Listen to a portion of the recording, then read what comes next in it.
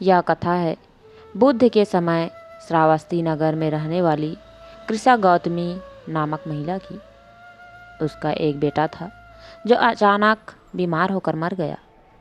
कुछ समय पहले ही उसके पति का भी देहांत हुआ था। उस पर जैसे दुख का पहाड़ टूट पड़ा।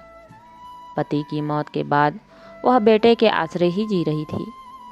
गौतम बुद्ध उसी नगर के पास रुके हुए थे। लोगों ने महिला को समझाया, रो मत, इतना दुखी मत हो। तुम बच्चे को बुद्ध के पास क्यों नहीं ले जाती? वह बहुत दयालु है, इसे फिर से जीवित कर देंगे। महिला बच्चे के शव के साथ भागी भागी पहुंची बुद्ध के पास। बुद्ध ने महिला की ओर देखा। उन्होंने उसे बच्चे को अपने सामने ही लिटाने को कहा। बुद्ध बोले, हाँ, मैं इसे जीवित कर दूंगा, लेकिन तुम्हें एक शर्त पूरी करनी होगी। वह महिला बोली, बच्चे के लिए मैं अपनी जान भी देने को तैयार हूँ। बुद्ध बोले, यह एक छोटी सी शर्त है। मैं कभी बड़ी मांग नहीं करता।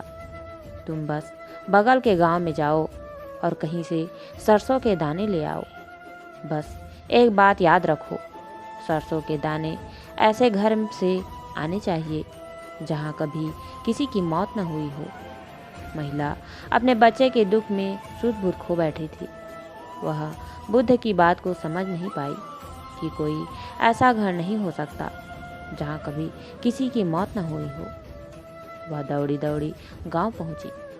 वह जानती थी कि हर घर में सरसों थी, क्योंकि गांव के सभी लोगों ने फसल के रूप में उसी की खेती की थी। उसने कई द्वार खटखटाए। लोगों ने उसकी कहानी सुनकर कहा, बस सरसों के कुछ दाने, हम बैलगाड़ी भरकर सरसों दे सकते हैं, लेकिन तुम्हारी शर्त पूरी नहीं हो सकती। हमारे घर में कई लोगों की मौत हुई है। हमारे सरसों के दाने तुम्हारे किसी काम के नहीं। जब रात हुई तो महिला को होश आया। उसने हर घर का दरवाज़ा खटखटाया था। धीरे धीरे उसे समझ आया कि मौत तो होनी ही है, सभी को मरना पड़ता है, इससे बचने का कोई रास्ता नहीं। जब वह बुद्ध के पास लौट कर आई तो पूरी तरह बदल चुकी थी। उसके बच्चे की लाश जमीन पर पड़ी थी और बुद्ध इंतजार कर रहे थे। महिला आई तो बुद्ध ने पूछा, सरसों के दाने कहाँ हैं? महिला हंसी और बुद्ध के चरणों में गिर गई। मुझे भी अपने रास्ते पर ले चलो, क्योंकि मैं तुम्हारा संदेश समझ चुकी हूँ। हर व्यक्ति को मरना होता है। आज मेरा बेटा मरा है। कुछ समय पहले मेरे पति का देहांत हुआ था। कल मैं भी नहीं रहूँगी। मैं मरने से पहले मृत्यु के पार निकलना चाहती हूँ। अब मैं अपने बेटे को दोबारा जीवित नहीं करना चाहती।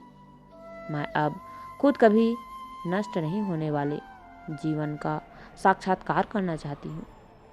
बुद्ध बोले, तुम्हें भेजने का उद्देश्य ही यही था कि तुम जाग जाओ। बुद्ध ने कुसा गौतमी को दीक्षित करना स्वीकार किया।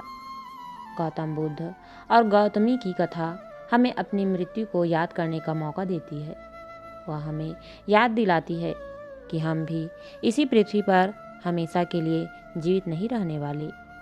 यह जो चारों ओर प्रकृति की सुंदर छटा बिखरी हुई है, पक्षियों का संगीत फैला हुआ है, सूर्योदय और सूर्यास्त के रंग दिखने को मिलते हैं, और यह जो रिश्तों का प्रेम है, माँ के प्यार की खुशबू, बच्चों का स्नेह, दोस्तों की यारी, यह सब एक दिन खोने वाला है।